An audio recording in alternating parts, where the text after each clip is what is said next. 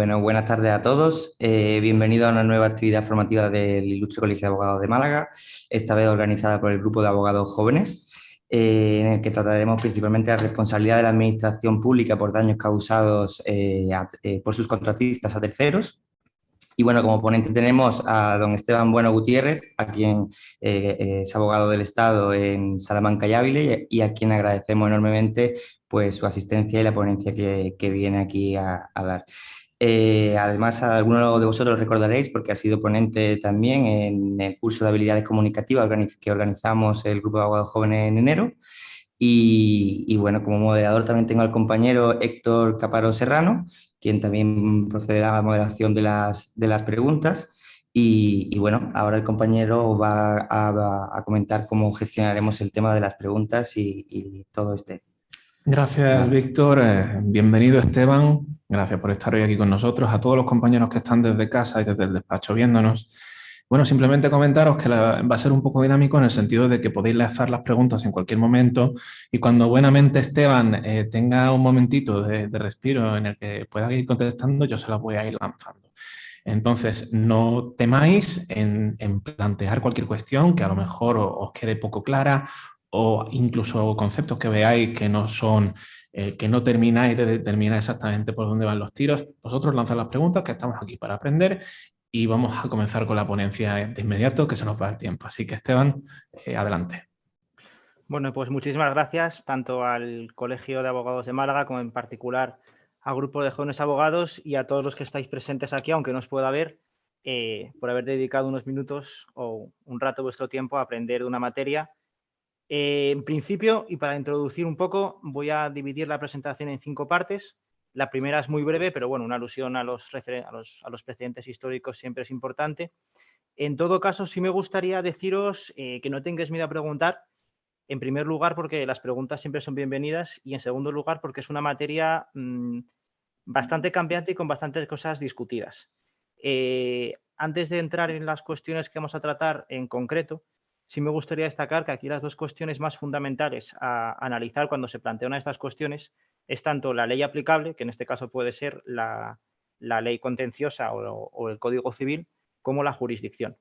Que en este caso es también tanto la jurisdicción civil como la jurisdicción contencioso administrativa, y existe un caso particular de la jurisdicción social que también trataremos para que quede claro cuál es el ámbito a que se refiere la responsabilidad de la administración por otras cosas a terceros, ese concepto de tercero. Así que también, teniendo esto en cuenta, y con lo dicho, si os parece bien, vamos a empezar. En primer lugar, los antecedentes históricos, que nos encontramos con los siguientes. Como bien sabréis todos, inicialmente la responsabilidad patrimonial de la Administración se regulaba en la Ley de Expropiación Forzosa de 16 de diciembre de 1954 y en particular tenemos que atender en este caso a 2 artículos, el 121 y el 123 de la referida ley. El 121 Esteban, que... ¿Sí? un momentito, discúlpame. Sí. La presentación no la vemos. No la ¿No la vemos. veis? Espera un segundo Compártenos, por entonces. favor. Sí, voy a compartir. A ver, compartir. ¿Se ve ahora? A ver, perfecto, Perfecto. perfecto. Ya aparece. Ahora se ve, ¿no? Ah, vale, perfecto. Disculpas. Sí, Perdón. sí, adelante. No, solo faltaba. Pues para evitar problemas, la introducción es eso. Los 5 bloques son los antecedentes históricos, el punto de partida, el ámbito subjetivo de la responsabilidad, el ámbito objetivo y, por último lugar, el procedimiento. Son los 5 bloques, pero si tenéis dudas de cualquier bloque o surgen dudas después, por favor preguntadlas porque eso es lo más importante, yo creo. Entonces, bueno, ahora sí, en cuanto a los antecedentes históricos, como hemos dicho ya, la Ley de Expropiación Forzosa de 16 de diciembre del 54 y en este caso 2 artículos fundamentales. Si trato los antecedentes son para ver que ya muchas de las cuestiones, si bien han sido matizadas por la jurisprudencia, vienen ya de muy lejos y con una serie de reformas tampoco se han repetido más allá de las matizaciones que se han hecho fundamentalmente por el Consejo de Estado y la controversia que existe tanto en los tribunales superiores de justicia como en los consejos consultivos de las comunidades autónomas. En todo caso, en primer lugar, en cuanto a la Ley de Expropiación Forzosa, nos encontramos con el artículo 121 y el 123. El 121, que establecía la regla general de la responsabilidad del contratista, aplicando el principio de riesgo y ventura, que ha sido repetido en toda nuestra jurisprudencia, en toda la legislación en materia de contratos, salvo en 2 casos particulares. En primer lugar, una cláusula impuesta, bueno, un único caso que daba lugar a 2 supuestos, que era la existencia de una cláusula impuesta por la administración pública al concesionario y que sea de ineludible cumplimiento. Esto se plasmó ya en la jurisprudencia más antigua en dos puntos, que era tanto las órdenes dadas a los contratistas como, en segundo lugar, los vicios de los proyectos, que son, como veremos posteriormente, los dos supuestos, si bien existe un tercero que también trataremos, en los que la Administración responde por los daños causados a terceros. Y, en segundo lugar, una regla que también trataremos porque ha sido reiterada, que la reclamación se dirigiría a la Administración, que sería la que resolviera si la responsabilidad le correspondía a la Administración o le correspondía al contratista. En segundo lugar, nos encontramos con la Ley de Contratos, en este caso la más antigua, la 923-1965, cuyo artículo 46 se limitaba a declarar que los contratos administrativos se ejecutan a riesgo y ventura del contratista, repitiendo los principios que se aplican en la actual Ley 9/2017, los artículos 197 y 254, por lo que respondía, en todo caso, en base al principio de riesgo y ventura. No obstante, este principio fue matizado por el decreto 3.410/1975, por el que se establece el Reglamento General de Contratación y que establece dos cuestiones fundamentales. En primer lugar, exonera al contratista cuando el daño se deba a una orden de la Administración Pública o a un vicio en el proyecto, siendo estos los casos que vemos posteriormente en la actualidad a analizar el artículo 196.3 de la Ley 9/2017. Y, en segundo lugar, y esto también es importante, que en todo caso se presentaría una reclamación ante el órgano de contratación para que dirima la responsabilidad, siendo tal acto recurrible. Es importante destacar que en esta ley era necesario ir al órgano de contratación para que éste determinara si la responsabilidad le correspondía o bien a la Administración o le correspondía al particular, a diferencia de lo que vemos posteriormente en el artículo 196.3. Y, por último lugar, la Ley 13/1995, cuyo artículo 98, en la actualidad el artículo 196.3 de la Ley 9/2017, que luego analizaremos, establece en este caso no la obligación de acudir al órgano de contratación para determinar a quién le corresponde la responsabilidad, sino la mera facultad de acudir. De esta manera, si quiero que quede algo claro de los antecedentes históricos y qué es lo que veremos a continuación, es que existe la regla general de que responde el contratista, salvo en dos casos particulares, que son los que veremos a continuación, que son tanto que exista una orden directa por parte de la Administración que no se pueda sino cumplir, o, en segundo lugar, que exista un vicio del proyecto. Estas dos figuras parecen muy distintas, pero luego veremos cómo confluyen en casos particulares. Y, en segundo lugar, la regla del artículo 196.3, que luego veremos cómo se engarza con el procedimiento administrativo de reclamación de responsabilidad, y que, en todo caso, en la ley, en el decreto 3.410/1975 era una obligación, mientras que la ley 13/1995 es una opción, siendo esa norma de que es una opción la repetida en la legislación posterior y que culmina en la ley 9/2017, que es la que ahora analizaremos. De esta manera, habiendo visto ya lo que son los antecedentes históricos, en los cuales tampoco quiero extenderme mucho, únicamente lo hacía a efectos ilustrativos para ver que la regulación de ahora tiene su antecedente en muy antiguo, tanto en las causas como en el régimen, nos encontramos con dos puntos de partida que son de ineludible análisis. En primer lugar, el artículo 35 de la Ley 40/2015, debiendo recordar que el régimen de responsabilidad patrimonial se regula en los artículos 32 y siguientes de esta ley, y, en segundo lugar, el artículo 196 de la Ley 9/2017. De esta manera, el artículo 35 de la Ley 40/2015, lo leo expresamente, establece que cuando las administraciones públicas actúen directamente o a través de una entidad de derecho privado en relaciones de esta naturaleza, su responsabilidad se exigirá de conformidad con lo previsto en los artículos 32 y siguientes, incluso cuando concurra con sujetos de derecho privado o la responsabilidad se exija directamente a la entidad de derecho privado a través de la cual actúa la administración o a la entidad que cubra su responsabilidad. Este artículo se complementa con lo dicho en el artículo 196 de la Ley 9/2017, que establece en el punto primero la obligación de indemnizar de los daños que se causen. El apartado segundo, por su parte, establece los límites en los que el contratista no responde y que ya hemos visto anteriormente, que serían tanto que exista una orden de la Administración como que existan vicios en el proyecto, sin perjuicio de lo que luego analizaremos en cuanto al proyecto. En materia de proyectos, es necesario también, y lo analizaremos, examinar un poco cuál es la mecánica de contrato. Imagino que algunos lo sabrán, otros no lo sabrán, pero en todo caso no está de más recordarlo, tanto los contratos de obra como los contratos de concesión de obras, a qué se refiere el proyecto, qué casos se pueden contratar, cuáles no se pueden contratar, y una serie de cuestiones contractuales que está bien delimitarlas, puesto que ese régimen de contratación será el que delimite la posterior responsabilidad.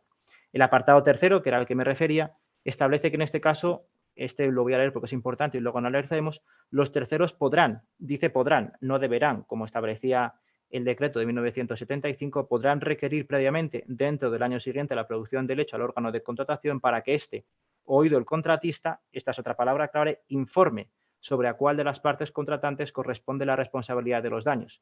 El ejercicio de esta facultad interrumpe el plazo de prescripción de la acción. De este apartado tercero, sin perjuicio de que luego veremos cómo se engarza con el procedimiento de reclamación de responsabilidad patrimonial, artículos 36 y siguientes, quiero que nos quedemos con dos cuestiones fundamentales.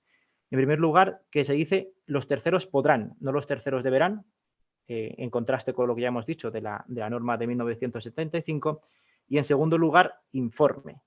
Esto es importante puesto que no hay muchas sentencias que analicen la cuestión, pero esto es porque la mecánica no suele tratar esta cuestión porque no se plantea, un abogado quiere ganar casos, no debatir con el Tribunal Supremo, se plantea la problemática de la impugnabilidad del acuerdo por el cual el órgano de contratación establezca el régimen de responsabilidad. ¿Y por qué digo esto?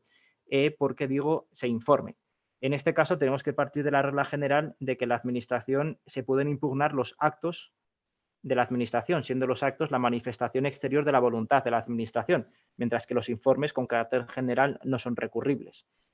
Por tanto, nos encontramos con que se podría pensar que este acto no es recurrible en base a que es un informe y no es realmente un acto que emita la declaración de voluntad de la administración, si bien esta es una cuestión controvertida, más a nivel doctrinal que a nivel práctico, puesto que, como ya he dicho, a un abogado le interesa más ganar los casos que debatir, pero bueno, como esta es una materia, digamos, con bastantes, no sé si decir lagunas, pero sí discusiones, creo que lo más importante es que tengamos en cuenta los puntos que pueden surgir en el caso de que tengamos algún problema de esta materia.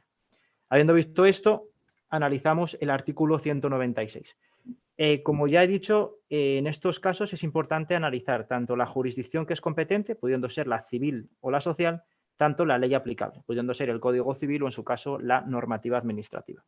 De esta manera, en cuanto a la jurisdicción, nos encontramos con el punto de partida, en el caso de la jurisdicción contencioso administrativa, en el artículo 2e de la Ley 29.998, que establece que le corresponderá al orden jurisdiccional contencioso administrativo el conocimiento de la responsabilidad patrimonial de las administraciones públicas, cualquiera que sea la naturaleza de la actividad o el tipo de relación de que derive, no pudiendo ser demandadas aquellas por este motivo ante los órdenes jurisdiccionales civil o social, aun cuando la producción del daño concurran con particulares o cuenten con un seguro de responsabilidad civil. Que esta norma fue reformada e introducida por la Ley Orgánica 6.1998 y, en segundo lugar, hasta en su contrario, cuando no se demande una administración, será competente la jurisdicción civil. No obstante, sí me gustaría destacar que este es un artículo un poco equívoco, como veremos posteriormente, y en este caso la Sala de Conflictos de Jurisdicción ha matizado en algunos casos los supuestos en los que le corresponde a la jurisdicción civil. También hay que destacar que la jurisdicción civil ha sido bastante renuente a atribuir exclusivamente la competencia de estas cuestiones a la jurisdicción contencioso administrativa y, por tanto, incluso a qué jurisdicción le corresponde en algunos casos el conocimiento de estas cuestiones es algo que está bastante controvertido. Y, en segundo lugar, nos encontramos con la ley aplicable. En materia de ley aplicable puede parecer que es una cuestión absurda la diferencia, pero es del todo menos absurda por el mero hecho, no sé si a alguien se le ocurre a bote pronto cuál puede ser, en el caso de que estuviese presente lo preguntaría, no lo voy a preguntar puesto que no estamos presentes. La cuestión fundamental y la más diferente es que en el caso de la norma administrativa nos encontramos con un régimen de responsabilidad objetiva que se contempla en el artículo 32.1 de la Ley 40/2015, que no leo porque todos lo podéis hacer, mientras que la normativa civil no se establece un régimen de responsabilidad objetiva, sino de responsabilidad subjetiva, puesto que el artículo 1902 del Código Civil, con carácter general, afirma que el que por acción u omisión causa daño a otro, y esto es lo clave, interviniendo culpa o negligencia, está obligado a reparar el daño causado. De esta manera, es más difícil fundamentar la existencia de una responsabilidad en base al Código Civil que en base a la norma administrativa, puesto que no solamente habrá que exigir los requisitos generales de causación del daño, de antijuridicidad y de causalidad, sino que además habrá de justificarse la existencia de culpa o negligencia. Esto lo digo porque con carácter general es más fácil dirigirse contra la administración y que se aplique el régimen de la norma administrativa que se aplique el régimen de la norma civil. También es importante destacar que puede darse el caso de que la jurisdicción contencioso administrativa, en el caso de que se demande a la administración porque exista un daño, pero finalmente se entienda que no le corresponde satisfacer dicho daño a la administración, sino al contratista, pueda aplicar la norma de Código Civil. Si bien esta es una materia que ahora discutiremos, a quién le corresponde satisfacer el daño, quiero que quede claro, porque es importante, que no siempre que le corresponda al conocimiento de una materia la jurisdicción contencioso administrativa tiene por qué aplicar la ley administrativa, sino que puede llegar a aplicar la normativa civil. Son casos, no voy a decir que patológicos, pero sí extraños, además teniendo en cuenta la normativa de, o sea, lo que ha dicho el Consejo de Estado, pero pueden llegarse a producir. Y esto es lo que quiero que quede más claro, porque más que reglas generales, quiero que tengáis herramientas con las que podáis analizar estas cuestiones y sobre todo que no os sorprenda que un tribunal del orden contencioso administrativo pueda llegar a aplicar una norma civil. De esta manera nos encontramos con respecto a este artículo 196 tres líneas fundamentales de interpretación de este artículo. La primera opción establece que lo procedente es declarar la responsabilidad directa de la administración y su obligación de indemnizar al reclamante sin perjuicio de que posteriormente pueda repercutir dicha cuantía al contratista. Esta ha sido la posición del Consejo de Estado, que podemos ver tanto en las memorias del Consejo de Estado de los años 2008 y 2009, como en el dictamen 407-2017 del Consejo Consultivo de Castilla y León, el dictamen también del Consejo Consultivo de Andalucía 317-2020. Y los dos fundamentos de esta posición son tanto evitar la peregrinación jurisdiccional, es decir, que te diga un orden, un tribunal del orden jurisdiccional contencioso que no es competente y que vaya usted al civil, como en segundo lugar evitar alterar el régimen de la responsabilidad. ¿Esto a qué se debe? Puesto que, como ya hemos dicho, la normativa civil es una normativa que establece un régimen de responsabilidad subjetiva, mientras que el régimen de derecho administrativo es un régimen objetivo. Lo que no se quiere hacer es que, acudiendo a la administración a personificaciones jurídicas privadas, en este caso contratistas, se escape del régimen de responsabilidad objetiva y se aplica un régimen de responsabilidad subjetiva que haga que el administrado esté en una peor situación de la que estaría en el caso de que el servicio se prestara directamente por la administración. Por eso digo que es una cuestión fundamental distinguir el régimen de responsabilidad de la administración, o sea, el régimen de derecho administrativo con el régimen de derecho civil, siendo esta la cuestión fundamental. Así también nos encontramos con que todos los dictámenes, tanto del Consejo de Estado como de los consejos consultivos, establecen, aparte de esta cuestión práctica, otra cuestión un poco más teórica, y es que en última instancia la prestación de los servicios públicos le corresponde a las administraciones públicas. Es cierto que el concepto de servicio público ha sufrido una evolución importantísima ya desde el siglo XIX y en la actualidad, y fundamentalmente como consecuencia de la integración europea, no existe ese monopolio del Estado en la prestación de los servicios públicos, sino que se ha abierto su prestación a contratistas, en este caso al mercado, pero dicha apertura a contratistas no implica que la titularidad de la prestación de los servicios públicos le siga correspondiendo a la Administración y, por tanto, la Administración, en tanto que titular última de los servicios, tiene que satisfacer a los particulares de todos los daños que les sean causados. Por tanto, digamos que esta posición se centra tanto en cuestiones de índole práctica, como serían evitar la peregrinación jurisdiccional y, en segundo lugar, evitar que se deje de aplicar el régimen de responsabilidad objetiva y se va a aplicar un régimen de responsabilidad subjetiva, como también en la cuestión un poco más teórica de a quién le corresponde la titularidad de la prestación de los servicios públicos. Esta es una posición. Por eso digo que hay pocas cosas claras, porque hay varias posiciones. A pesar de que el Consejo de Estado pueda decir una cosa, existen varias posiciones. También me gustaría añadir que, aparte de que existan varias posiciones, existe una normativa básica, que es la estatal, contemplada tanto en la Ley 9/2017 como en la Ley 39/2015 y la Ley 40/2015, pero luego existen desarrollos en las legislaciones autonómicas. Habiendo hecho un análisis, solamente he encontrado un desarrollo fundamental en Galicia, que es la Ley 1/2015.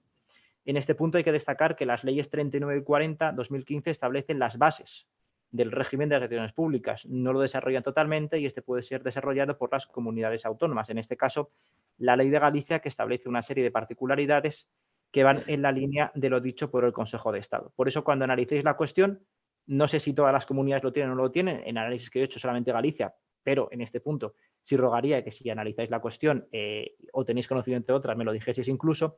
En el caso de Galicia existen ciertas particularidades. En segundo lugar, nos encontramos con otra opción y es que afirma que lo procedente es que conozca la jurisdicción contencioso administrativa, pero que en el procedimiento se puede concluir que la obligación de pago le corresponde al contratista, si éste fuese responsable del hecho lesivo por el que se solicita la indemnización. En este caso, por ejemplo, nos encontramos con el dictamen del Consejo Consultivo de Castilla-La Mancha 211-2018. En este caso, no sería la Administración la que pagaría en todo caso y luego repetiría contra el contratista, sino que sería la jurisdicción y posteriormente el orden jurisdiccional en el que determinaría la responsabilidad del contratista y éste debería pagar. En este segundo caso nos encontramos con el supuesto anteriormente indicado de que la jurisdicción contencioso administrativa determinaría la responsabilidad de un contratista y en este caso se aplicaría la normativa de Código Civil, puesto que es responsable el contratista y por tanto habrá que estar al régimen de responsabilidad subjetiva del contratista. Y luego una tercera opción, pero que realmente se engarza con las otras dos dichas sin perjuicio de que luego analicemos más en detalle, y es que establece que al amparo del artículo 196.3 de la Ley 9/2017, la Administración pueda entrar a valorar la responsabilidad y a dictar resolución que sin reconocer derecho alguno deja abierto al perjudicado la opción de reclamar contra el contratista por la vía oportuna.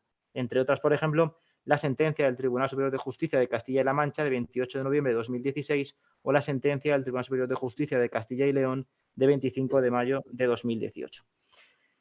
Que luego analizaremos más en detalle. ¿Sí? Hay preguntas.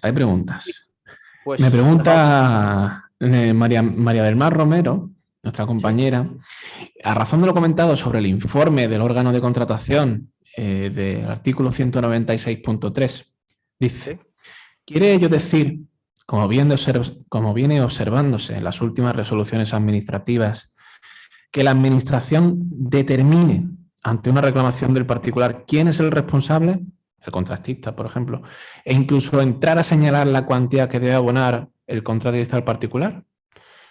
Sí. Esa es la pregunta, ¿no? Sí, hay más, vale, sí, pero primero esto bueno, y luego... Sobre esta pregunta que luego trataré, y es lo que viene señalado. Inicialmente el 196.3 se limita únicamente a determinar quién es responsable. Lo que pasa es que muchas veces esto no es tan operativo y es mejor directamente iniciar el procedimiento de responsabilidad patrimonial y que la Administración valore no solamente quién es responsable, sino en su caso si es responsable, así como el quantum indemnizatorio. Esto, si nos parece mal, lo trataremos en el procedimiento, porque tengo esta cuestión precisamente en el procedimiento, que es el engarce entre el 196.3 y el 36, si bien con carácter general, aunque yo lo veo poco operativo, especialmente si hay que estar pendiente de muchos pleitos, lo digo para bajar la realidad, el 196.3 en principio únicamente te diría quién es responsable. En el caso de que el órgano de contratación dijese que es la Administración, acudirías ya al inicio de la reclamación administrativa y en el caso de que fuese el contratista irías a la jurisdicción social.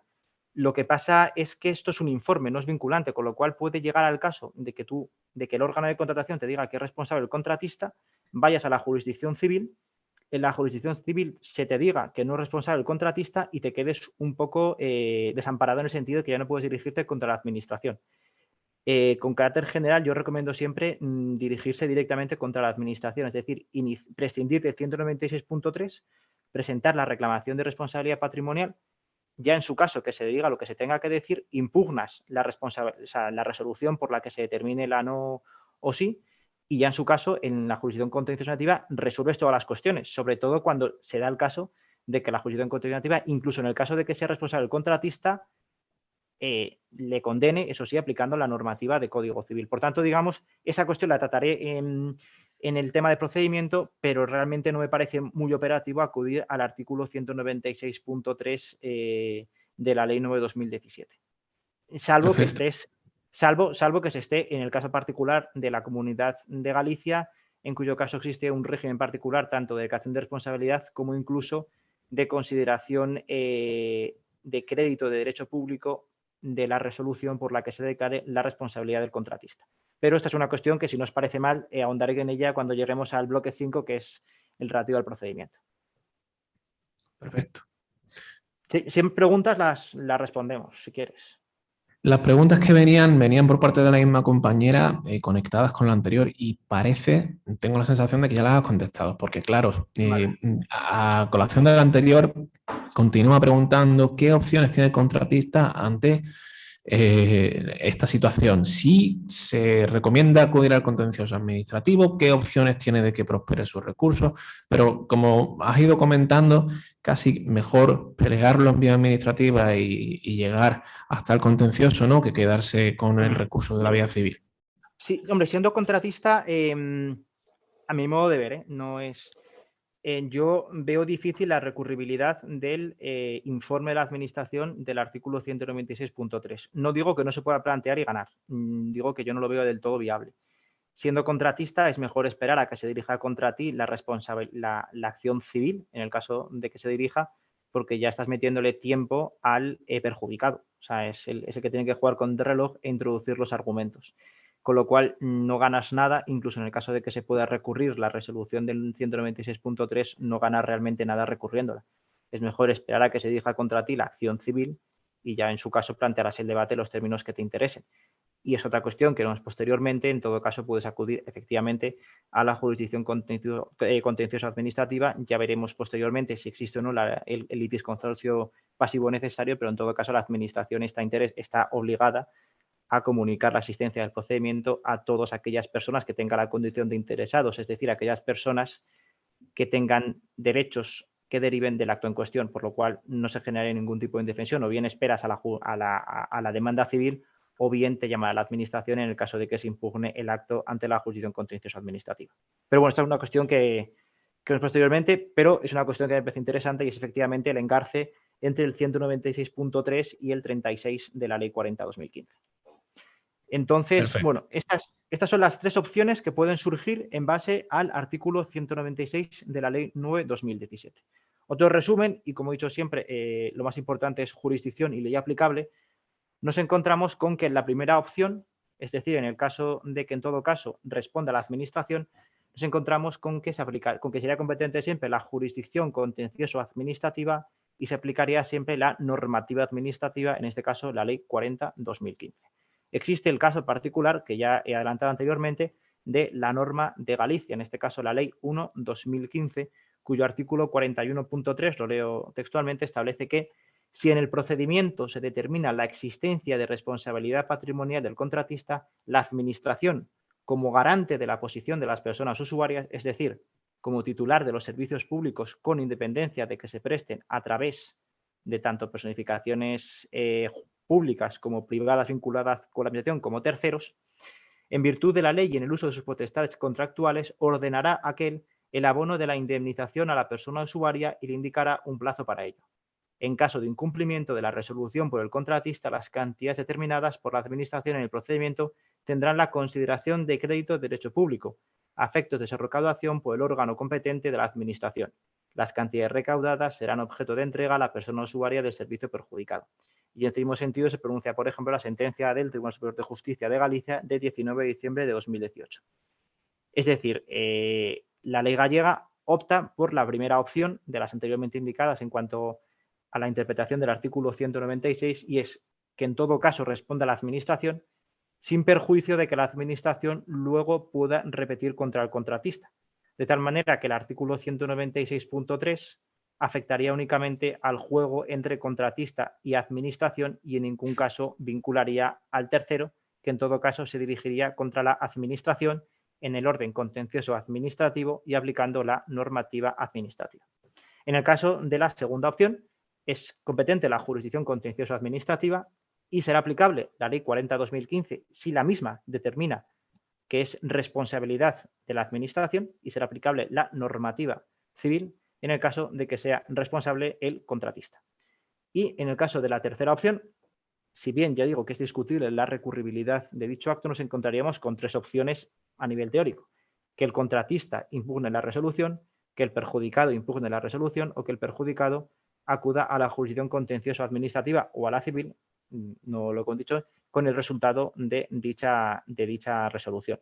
Yo me decanto más por la tercera, si bien de nuevo pongo en tela de juicio, no conozco todos los casos porque tampoco estoy en la Audiencia Nacional, pero sí a nivel teórico me parece un poco operativo en el sentido anteriormente preguntado por la compañera, de si es realmente operativo acudir al artículo 196.3, salvo en el caso particular de que estemos en Galicia y nos beneficiemos de lo dicho en el artículo 41 de su Ley 1/2015.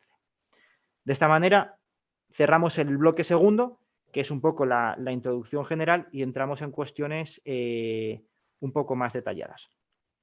En este caso tenemos que referirnos de manera necesaria al régimen de la responsabilidad patrimonial, lo que nos obliga a analizar el régimen o el concepto de administración pública y de sector público.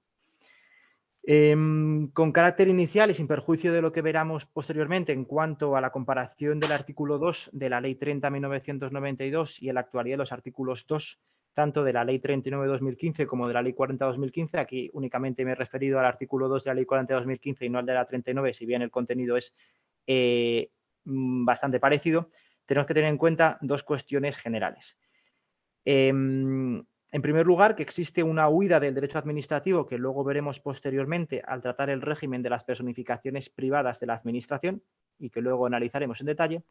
Y en segundo lugar, tenemos que tener en cuenta que en el ámbito del derecho público se ha generalizado el concepto de sector público. De esta manera no se puede confundir el concepto de sector público con el concepto de administración pública. Esto es importante, puesto que el concepto de sector público es más amplio que el concepto de administración pública. Esto es, el sector público engloba administración pública más otras cosas que serán administración institucional y que puede llegar a responder, en este caso a través del régimen de la responsabilidad patrimonial, en determinados supuestos que veremos posteriormente y que no se contemplaban en la normativa anterior. Y en segundo lugar, también, y en relación con esto, tenemos que tener en cuenta que el concepto de sector público, si bien puede llevar a confusión, es más importante en el ámbito del derecho presupuestario, en el que precisamente a los efectos de cumplir lo impuesto en la normativa europea, fundamentalmente en cuanto al régimen de endeudamiento, así como el régimen de déficit, el sector público es más amplio y tiene como objetivo precisamente evitar que la deuda se traslade a personificaciones privadas que no cuente a los efectos de consolidación. Esa es otra cuestión, pero bueno, trae colación con eso. Lo más importante es no confundir administración pública con sector público. En todo caso, y ya entrando en lo que nos es más inmediato, nos encontramos con la comparación entre los artículos 2 de la Ley 30/1992 con el artículo 2 de la Ley 40/2015. Lo más importante es que en este caso nos encontramos con que se considera en la Ley 40/2015 que el sector de administraciones públicas incluye el sector público institucional, en este caso el apartado segundo, letra A, sector público institucional se integra por A, cualesquiera organismos públicos y entidades de derecho público vinculados o dependientes de las administraciones públicas. En este caso responderían a través del régimen de la responsabilidad patrimonial y no a través del régimen de la responsabilidad extracontractual, si bien lo veremos posteriormente esta matización. Y en segundo lugar, en el apartado B, si bien no lo dice expresamente, sí se puede deducir, y luego veremos otras cuestiones, en las que incluso entidades de derecho privada vinculadas o dependientes de las administraciones públicas quedarán sujetas a lo dispuesto en las normas de esta ley que específicamente se refieren a las mismas, en particular a los principios previstos en el artículo 3 y en todo caso cuando ejerzan potestades administrativas. Esta es una cuestión muy importante, puesto que con anterioridad a la entrada en vigor de la Ley 40/2015, estas entidades de derecho privada, si bien antes de tratar esta cuestión me gustaría explicar un poco para los que sean un poco más ajenos a esta materia, la letra A, por ejemplo, se refiere a determinadas personificaciones como podrían ser las entidades públicas empresariales, mientras que la letra B se refiere a otras personificaciones como podrían ser las sociedades mercantiles estatales. El régimen se contempla en la Ley 40/2015, pero quiero establecer un poco esa distinción entre entidades públicas empresariales y sociedades mercantiles estatales. Existen otras personificaciones, pero son las dos, digamos, más típicas. De esta manera nos encontramos con que en el caso de las entidades de derecho privada, por ejemplo, las sociedades mercantiles estatales, reguladas en la letra, en el número 2, letra B, tenemos que tener en cuenta, por ejemplo, que la disposición adicional 12ª de la Ley 6/1997, leo expresamente, las sociedades mercantiles estatales en ningún caso podrán disponer de facultades que impliquen el ejercicio de autoridad pública. Este régimen, sin embargo, ha cambiado como consecuencia de la huida del derecho administrativo que he analizado anteriormente y en la actualidad nos encontramos con que, por ejemplo, el artículo 113 de la Ley 40/2015 establece que en ningún caso, en relación a las sociedades mercantiles estatales, en ningún caso podrán disponer de facultades que impliquen el ejercicio de autoridad pública, sin perjuicio de que excepcionalmente la ley pueda atribuirle el ejercicio de potestades administrativas. Es decir, pueden ejercer potestades administrativas y en ese caso sí sería de aplicación la norma de responsabilidad patrimonial. Digo esto porque es bastante jaleo, en el sentido de que la regla general es que únicamente responderán a través del régimen de la responsabilidad patrimonial las administraciones públicas, en las que se incluyen las personificaciones de derecho público, pero puede darse el caso patológico y no tan patológico como veremos ahora, de que no respondan determinadas entidades de derecho público y sí respondan determinadas entidades de derecho privado a través del régimen de responsabilidad patrimonial, lo que afectará al régimen de responsabilidad que estamos analizando.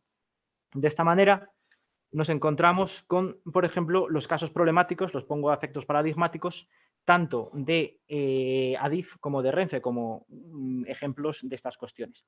De esta manera, el auto de la Sala de Conflictos de Jurisdicción de 30 de mayo de 2018, en este caso se atribuye a la jurisdicción social, perdón, civil, estoy un poco, a la jurisdicción civil, la competencia para conocer de las reclamaciones dirigidas contra Renfe, pese a que es una entidad pública empresarial, en base a la naturaleza jurídica de Renfe y al tipo de actuación causante del daño. De esta manera nos encontramos con lo que he dicho anteriormente de que puede darse el caso de que a pesar de ser una entidad, una personificación de derecho público, responda a través del régimen de derecho civil que a priori le es ajeno.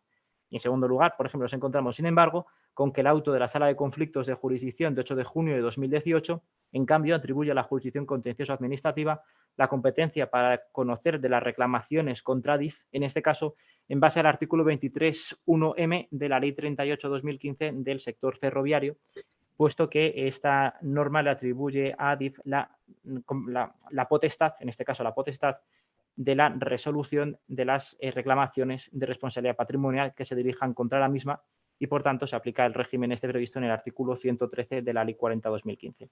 Por eso digo que es importante, unido a todo lo que he dicho anteriormente de nuevo, es la cuestión relativa a la jurisdicción y a la norma aplicable, porque en esta materia hay pocas cosas claras. Si se justifica todo, se puede llegar a fundamentar, pero creo que cuando se tratan cuestiones de estas, es importante tener en cuenta estas dos cuestiones fundamentales y, en particular, lo dicho, puesto que ya ni siquiera el actor causante del daño determina necesariamente la sujeción a la jurisdicción contencioso administrativa o a la jurisdicción civil. Y en segundo lugar, que es el caso problemático, en este caso, no del sujeto causante del daño, sino del sujeto pasivo del daño, es decir, aquel que es dañado. Y en este punto era lo que decía, y por eso viene bien recordar el tema de la presentación, el título de la presentación, que es la responsabilidad de las administraciones por los daños causados por los contratistas a terceros.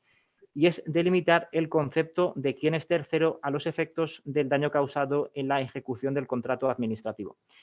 En este caso es importante destacar, porque es la más paradigmática a mi modo de ver, aunque es un poco antigua ya, no se despega la jurisprudencia posterior, la sentencia del Tribunal Supremo de 29 de octubre de 2010, en el que establece que se limita la responsabilidad de la administración pública en el caso de que se trate de trabajadores, puesto que en este caso será competente la jurisdicción social precisamente porque los trabajadores no tienen la condición de tercero a los efectos de la ejecución del contrato administrativo.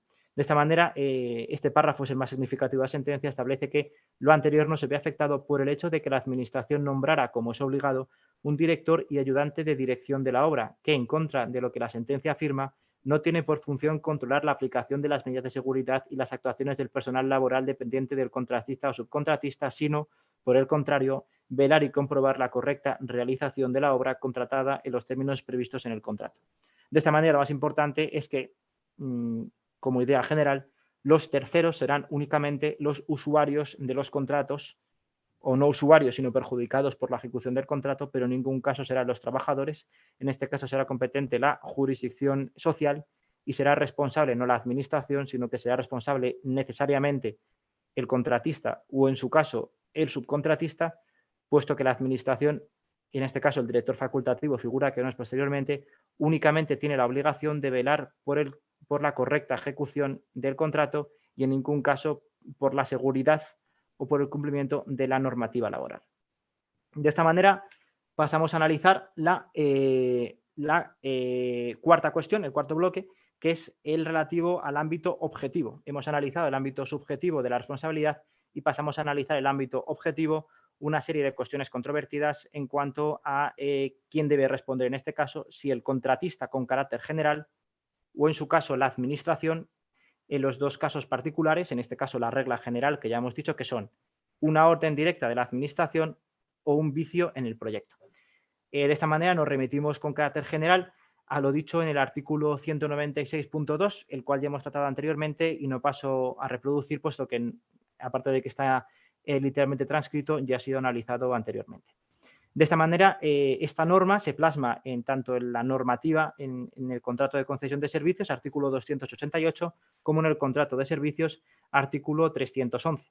De tal manera que básicamente se dice lo que venimos diciendo anteriormente, si bien es necesario analizar en cuanto quién debe responder. Ya hemos visto que hay que analizar las cuestiones anteriormente indicadas. También por qué se debe responder. Tenemos que analizar el artículo 196 con carácter general, pero también es necesario que se analicen los preceptos de los contratos administrativos en particular. Y en este caso nos encontramos tanto con el contrato de servicios como con el contrato de concesión de servicios. Estos artículos no añaden realmente nada nuevo a lo dicho en el artículo 196, pero sí es importante tenerlos siempre en cuenta, puesto que pueden matizar alguna cuestión, como veremos posteriormente. De esta manera, nos encontramos el primer supuesto en el que debe responder la administración, que es en el caso de que exista un vicio en el proyecto. En este caso nos remitimos tanto al artículo 233.4 como en el artículo 315. Sí me gustaría volver anteriormente, puesto que el propio artículo 196 se remite al artículo 315, que ahora veremos, y también debe tenerse en cuenta el artículo 203.4. Si bien lo analizaremos posteriormente, con carácter general, todo contrato de obras o contrato de concesión de servicios, concesión de obras, tiene una serie de fases, como pueden ser el estudio de viabilidad, posteriormente el estudio de proyecto, el proyecto. El proyecto básicamente es muy sencillo, es el proyecto de la obra, o sea, son los planos y tal. Se puede llegar a subcontratar también este proyecto. La regla general es que la entidad que realiza la obra no realiza el proyecto, pero en algunos casos particulares sí realiza el proyecto.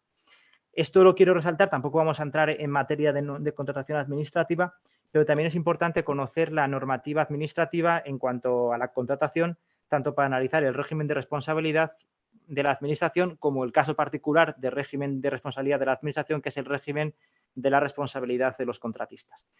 Por tanto, tampoco me voy a extender mucho en esta materia. Os la indico en la presentación para que la tengáis en cuenta, pero tampoco me voy a extender mucho, puesto que eso nos obligaría a analizar la Ley 9/2017, que no es el objeto de esta presentación, pero sí me gustaría destacar el artículo 315.2 para comentarlo brevemente. Y que establece que, con independencia de lo previsto en el apartado anterior, en el artículo precedente y en el artículo 233.4, segundo párrafo, el contratista responderá de los daños y perjuicios que durante la ejecución o explotación de las obras se causen tanto al órgano de contratación como a terceros por defectos e insuficiencias técnicas del proyecto o por los errores materiales, omisiones e infracciones de preceptos legales o reglamentarios. De esta manera se podría llegar a deducir de este artículo 315 que en el caso de que exista un vicio en el proyecto será el contratista el que responda, pero ya hemos visto que realmente será la administración la que responda, por lo que este artículo 315 realmente está estableciendo que posteriormente la administración podrá repetir contra el contratista, pero que realmente será la administración la que responda de los daños causados por vicios en el proyecto. Y en segundo lugar, delimita el concepto de vicios en el proyecto, que luego veremos, puesto que establece que únicamente serán vicios en el proyecto los defectos e insuficiencias técnicas del proyecto o los errores materiales, omisiones e infracciones de preceptos legales o reglamentarios que en el mismo se hayan producido. Esto es importante y lo delimitaremos posteriormente de la figura de la orden de la administración, puesto que puede ser que, pese a que el proyecto esté bien realizado, se cause daños a terceros, pero precisamente porque en la elaboración del proyecto no se han tenido en cuenta a dichos terceros. De esta manera, es importante delimitar esta figura, la orden con el proyecto, puesto que puede parecer dos figuras muy antagónicas, pero veremos que están más relacionadas de lo que puede llegar a parecer, y también que el régimen del artículo 315 es un régimen peculiar, por lo que hemos dicho, puesto que parece que responde el contratista, pero realmente debe responder la administración. Y luego nos encontramos con el caso particular del proyecto, en el caso del contrato de concesión de obras, en este caso en el artículo 249.4, que establece que el concesionario responderá de los daños derivados de los efectos del proyecto cuando, según los términos de la concesión, le corresponda su presentación o haya introducido mejoras en el propuesto por la Administración. Por eso digo que es importante atender a la concreta normativa de cada concreto contrato, puesto que si bien el régimen general es el artículo 196, tenemos que ponerlo en conexión con los restantes preceptos aplicables a cada tipo de contrato, puesto que pueden establecer una serie de particularidades. También se puede llegar a argumentar por la Administración. No sé lo que en Castilla y León a veces, que es donde estoy yo, a veces funciona, en otras comunidades no funciona, y es que se puede llegar a argumentar por el abogado de la parte contraria que en todo caso estos son preceptos que vinculan al régimen existente entre el contratista y la Administración, pero en ningún caso vincula al perjudicado, puesto que éste siempre podrá reclamar el daño a la Administración, puesto que esta es la titular de los servicios públicos y, por tanto, debe responder. Por eso digo que más que cuestiones fijas, me gustaría que tengáis unas ideas claras de cómo argumentar y contraargumentar, porque en cada caso, según la estrategia procesal que os interese, os interesará más montar un tipo de estrategia u otra, pero siempre teniendo en cuenta las cuestiones que estamos aquí analizando. En segundo lugar, ya hemos visto las cuestiones relativas a los vicios del proyecto. La segunda regla a la que responde la Administración y que hemos visto en el artículo 196 es el caso de que el contratista reciba una orden por parte de la Administración. Estas órdenes nos encontramos con que, por ejemplo, en el contrato de obras bien determinadas en el artículo 238, o en el contrato de servicios vienen en el artículo 312. Por ejemplo, en el artículo 312, la letra E establece que es una potestad de la Administración la conservación de los poderes de policía necesarios para asegurar la buena marcha de los servicios que conlleven prestaciones directas a favor de la ciudadanía de que se trate. Básicamente existen dos tipos de contratos de servicios, aquellos servicios en los que es recepcionaria la Administración y que por tanto no se puede causar un daño a tercero porque no existe tercero. Si bien hay que recordar, tampoco es una cuestión que trataré, puesto que es más de régimen de responsabilidad patrimonial que de régimen particular que estamos analizando, que el tercero perjudicado puede llegar a ser una Administración. Y en el caso del contrato de obras nos encontramos con que se pueden dar órdenes por parte de la dirección facultativa de las obras. Esta dirección facultativa hay que destacar, sé que es un poco lioso, pero hay que analizar las cuestiones para ver quién es responsable de los actos que causan el daño que se reclama. La dirección facultativa puede ser la Administración, pero también puede contratarse, como veremos en algún caso posterior. En todo caso, la regla general, como ya hemos dicho, es responde el contratista, salvo que exista una orden de la Administración. Y las órdenes de la Administración en materia contractual se dictan en base a los artículos que aquí estamos indicando.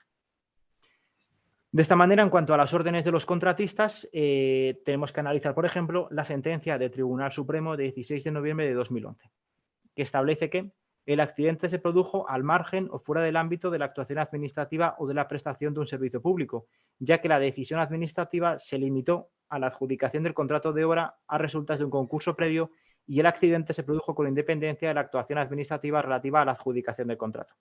Y tampoco le transmite responsabilidad el hecho de que el arquitecto director fuese nombrado por la Administración, ya que la orden imprudente se emitió en presencia del arquitecto técnico, que era el responsable del cumplimiento de las medidas de seguridad laboral como dirección facultativa de tales obras.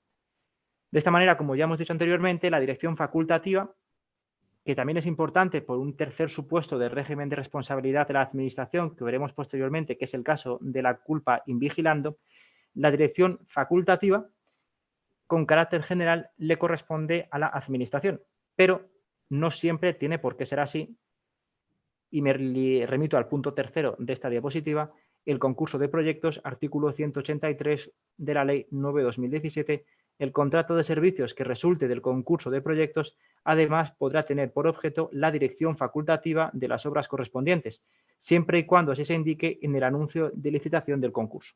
De esta manera, la sentencia del Tribunal Supremo, a que nos hemos referido en el punto primero de esta diapositiva, parte del supuesto de que en dicho caso la dirección facultativa no le correspondía a la Administración, como generalmente suele ser, sino que le correspondía a un tercero.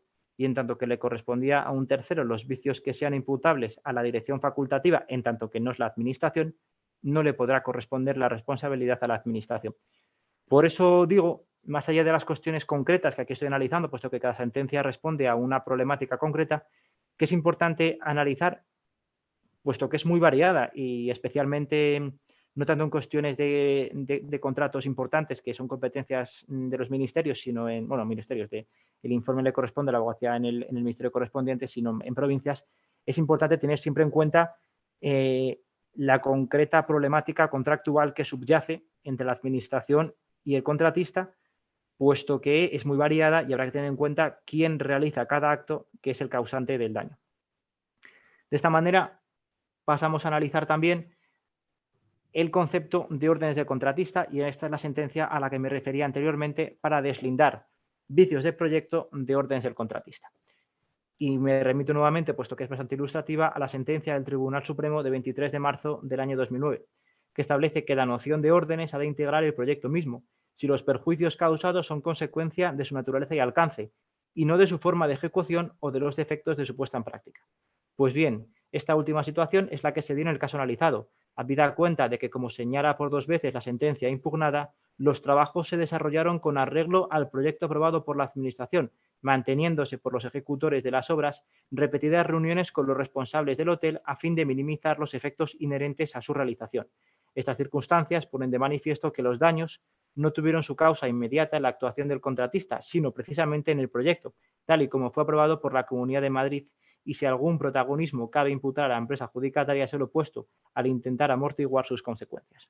De esta manera, como hemos dicho anteriormente, existirá un vicio en el proyecto cuando se tenga algún defecto, ya sea material o sea legal, pero nos encontramos ante una orden de la Administración en el caso de que este proyecto esté debidamente elaborado y aprobado, pero en el mismo no se hayan tenido en cuenta las cuestiones relativas a los daños causados como consecuencia de la ejecución propia del contrato a terceros, puesto que el contrato no se puede separar del proyecto, el daño se origina como consecuencia del proyecto, que en este caso se equivaldrá a una orden por parte de la Administración.